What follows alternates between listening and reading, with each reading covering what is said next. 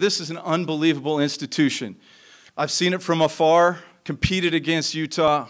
I told the staff this morning when I met with all of them, and I told the head coaches, when you played Utah, you were in a fight. You were in a fight, and it didn't matter what sport it was, you were in a fight, and it was really hard to win. What was it about this opportunity at the University of Utah that attracted you to it and led you to pursue it so aggressively? It's an incredible university, and from afar, you always knew that, and then when I got a chance to study it, and everything that Dr. Watkins is doing, to be a part of her leadership team as she begins her presidency. But when I was at UCLA and Utah got into the Pac-12, how hard they came in and competed right off the bat. So, when Dr. Hill retired, I thought, wow, what an incredible opportunity to build upon his legacy. So there's a whole bunch to be attracted to, much less the community, which we had a chance the last few days to drive around, and how beautiful it is here, how great the people are, so we can't wait. You mentioned Chris Hill. I mean, 31 years. You know how difficult it is to survive in this business for 31 years, let alone be at the same place. Yes. As you look back on what he's accomplished, how do you plan to build on that, and how difficult is it to follow in his footsteps? Well, I mean, that's what I told Chris when I talked to him on Friday on the phone. I said, God, I got to follow a guy that's on Mount Rushmore. That'll be a lot of fun. And he said, no, he's such a great person. All you want is a great foundation. From there, you can just do incredible things. This program is in great shape, and we're just going to continue to move it forward. You've been to so many places now, Arizona, UCLA, and USF. What is the secret to building a successful athletic program from your experience? Everyone being together, pulling in the right direction, high communication, making sure the student athletes have everything they need to be successful. It's funny, when you really invest in the student athlete, making sure that they have what they need to graduate, how they perform in the field just comes along with it. So I think that's the formula. How easy is it for you, though, to come in here and have the kind of facilities they have, the growth in the Pac-12? How much easier does that make it? Well, it's incredible, and I'm stunned. We walked around as a family and looked at these facilities on Saturday, and it was breathtaking.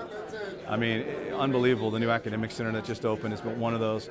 So really, it's fantastic. Now, we'll continue to look. You're never done, and we'll continue to look at all ways possible and how we can improve the program. So we're going to win in 3 categories. We're going to win in the classroom. We're going to win in the community. And lastly, we're going to win in competition.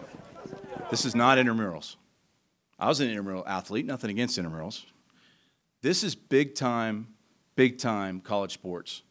And we're going to win in competition.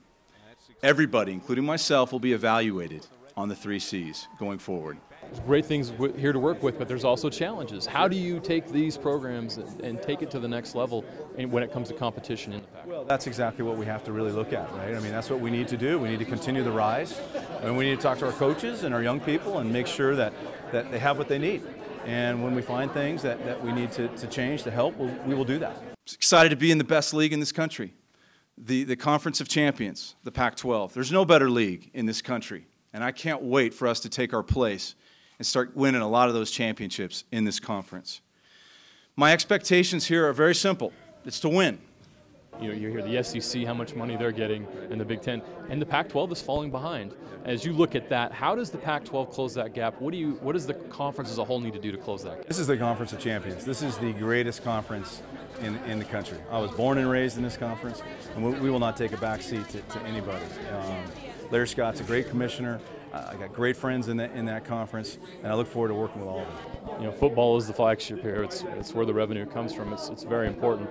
And 98% ticket renewal. I mean, things are great, but there's talk about expanding the stadium. So I know you haven't had a lot of time to look into that, but how important is that to take this football program to the next level, especially when it comes to something like stadium expansion? Well, I think just like with any project, that's in the book that we're looking at, I just need to learn and listen.